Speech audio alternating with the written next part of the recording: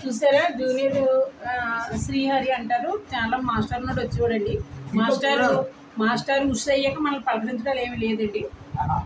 ఇప్పుడంటే సత్య పిలిచాడు, వచ్చాం, కలిశారు అనేసి సత్య సరే అండి. సత్య కుర్చీల తాత అన్నీ వచ్చామండి. సరే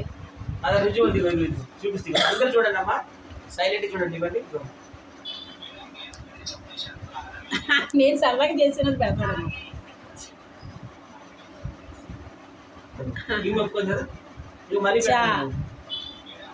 అది యాక్టింగ్ చేసాను నేను.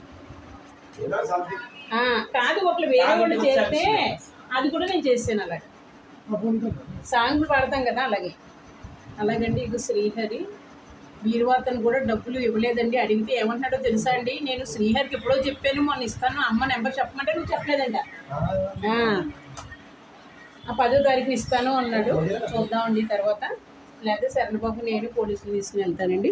సరే నాకు అందరూ అలా గుండెను ఉన్నగా చేస్తున్నారండి. పోలీస్ కంప్లైంట్ ఇస్తే మరి లొంగుతారు, లేకపోతే లొంగరు. మరి ఇగో చూసావు కదండి నిన్న. సరేనండి అలాగే 3 రోజుల నుంచి ఇందాక చూపించేసాను మిమ్మల్ని అందరికీ.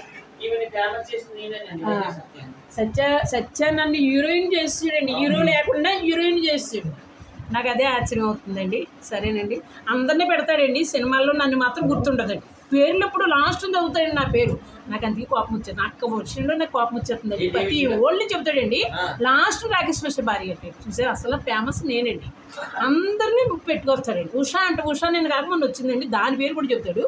లాస్ట్ను మాత్రం లక్ష్మమ్మ అంటాడండి. మరి చూడండి, మరి తప్పు కదండి.